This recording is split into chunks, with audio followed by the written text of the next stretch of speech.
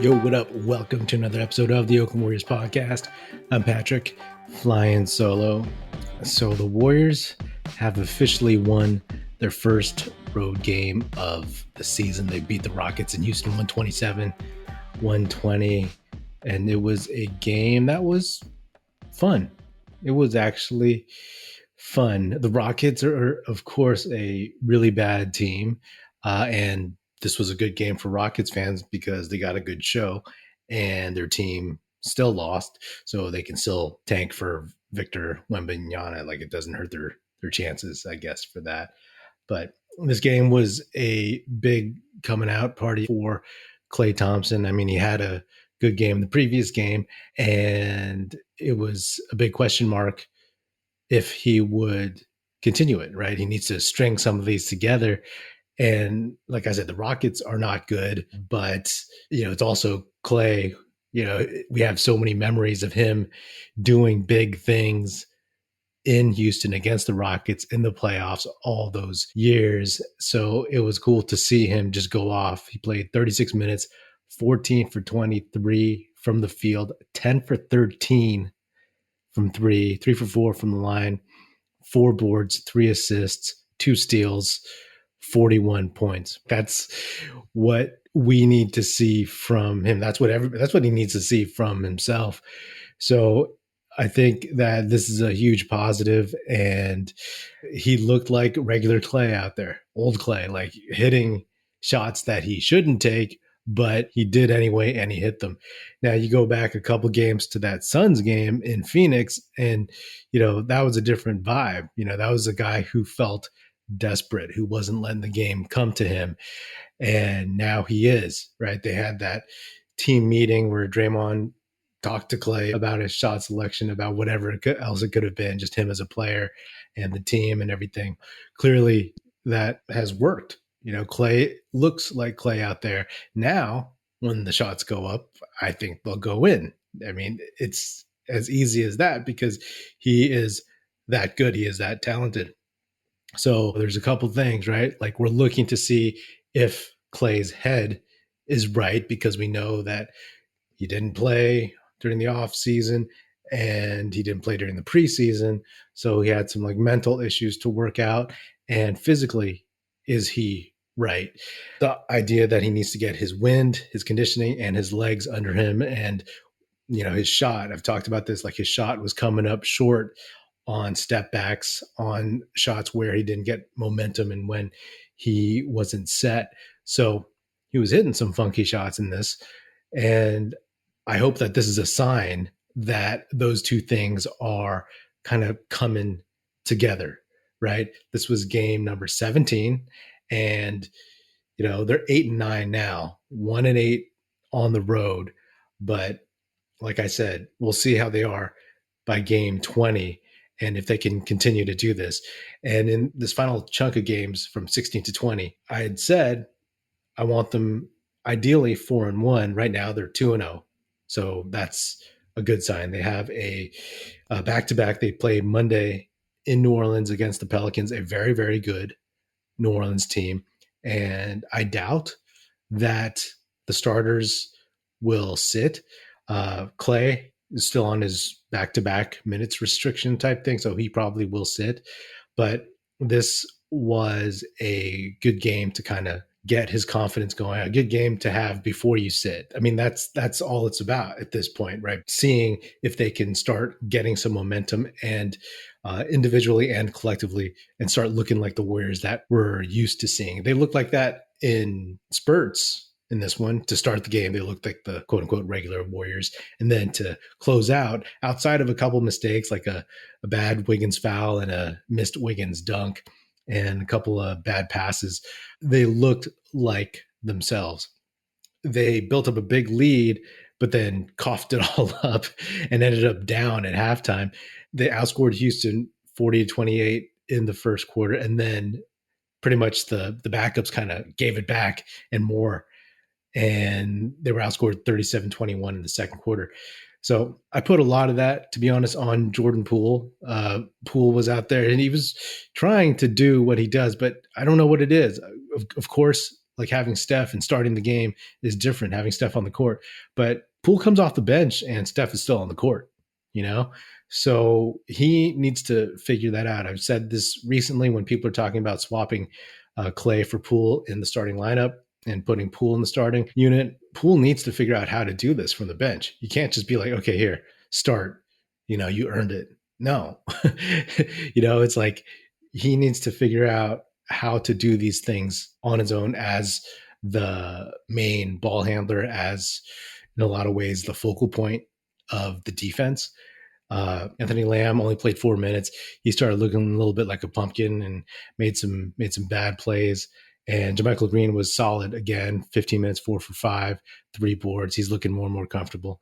Kuminga, he got some first half minutes, but he didn't come back. And Moody played in the second half instead of Kuminga. Both of them, 5-6 minutes, 2 points for Kuminga, none for Moody, although Moody was +8 and Kuminga was -12. Steph, he hit that crazy shot at the end of the game, kind of like a fadeaway drifting 3-pointer over Eric Gordon. And I watched that one maybe like 10 times in a row. I just kept rewinding it. If you look at the Rockets bench, you'll see, most NBA players, they try not to react when the opposing team hits a big shot. But I think there's one coach, may have been John Lucas, I'm not sure, but he just slouched over in his chair and he couldn't believe it. And then a couple of the Rockets players, you could see them physically. And then all the fans, incredulous, right? The Rockets fans throwing their heads back or putting their hands on their heads in disbelief.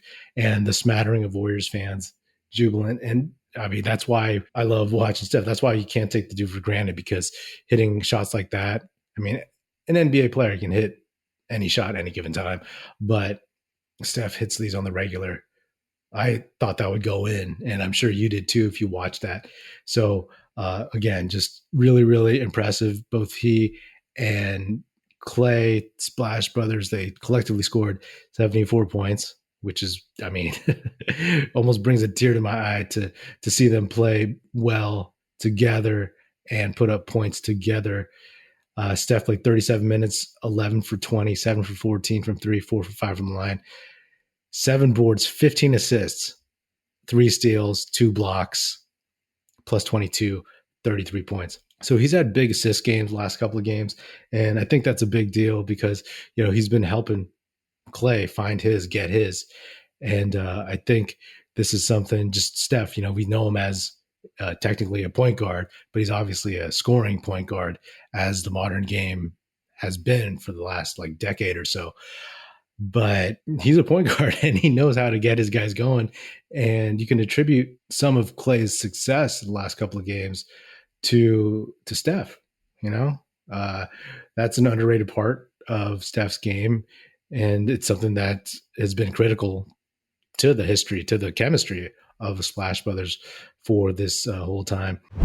The NBA season is heating up and there are still so many unknowns. Like, will James Wiseman actually be on this Warriors team by the end of the season? I hope so. When I'm looking to get in on the action, I bet with DraftKings Sportsbook, an official sports betting partner of the NBA. New customers can bet just $5 pregame moneyline on any NBA team to win their game and get $150 in free bets if they do. Check this out. Right now, everyone can earn up to a 100% boost with DraftKings stepped up same game parlays.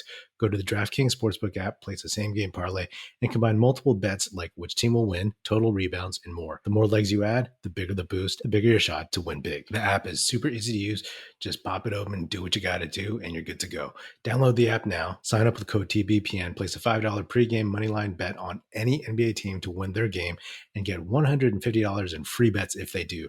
That's code TBPN only at DraftKings Sportsbook. Minimum age and eligibility restrictions apply. See show notes for details. Andrew Wiggins continues his solid play. Missed a couple big dunks. Missed that one at the end of the game, like I said. 37 minutes, 8 for 16 from the field, 6 for 11 from 3, 5 boards, 2 steals, no assists, 22 points, +8. The starters overall, they're doing what they need to do. Draymond had a typical solid Draymond game, 32 minutes, 2 for 4, 8 assists, 6 boards, +18, 4 points. And Looney, solid as always, 5 assists, 7 points in 29 minutes. That's a pretty good Looney game. So again, the Rockets are not a very good team, but you'll take the wins where you can get them. You know what I mean? And it's great that the Warriors shot well, like their three best scorers. Collectively, it was 23 of 38 from three between Klay, Steph, and Wiggins. And you're not going to get that every time. But in this case, I'll 100% take it. The Warriors, they, like I said, go into New Orleans to get a Pelicans team with a healthy, for the most part, Zion Williamson. He's going to play on Monday.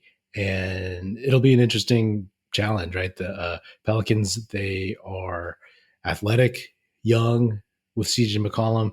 They have experience. They have shooting. They have athleticism. They're 9-7, 5-3 at home.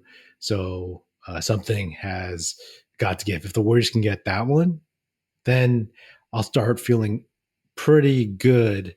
And of course, it depends on how they look, but I'll start feeling pretty good about the direction that they're starting to go in, right? Building some more leeway to get wins and let the second unit, and then eventually maybe some of the young guys start figuring stuff out a little bit more. Right now, the Warriors are in 11th place in the West, just to say it. I know that doesn't mean anything at this point in the season, but they are half a game behind the Timberwolves for the 10th spot and 2 games behind the Kings, those pesky Kings, for the 6th spot outside of the play-in round. So there's a long way to go, and I just point that out because it's kind of funny to look at. But right now, the Warriors are a game under 500.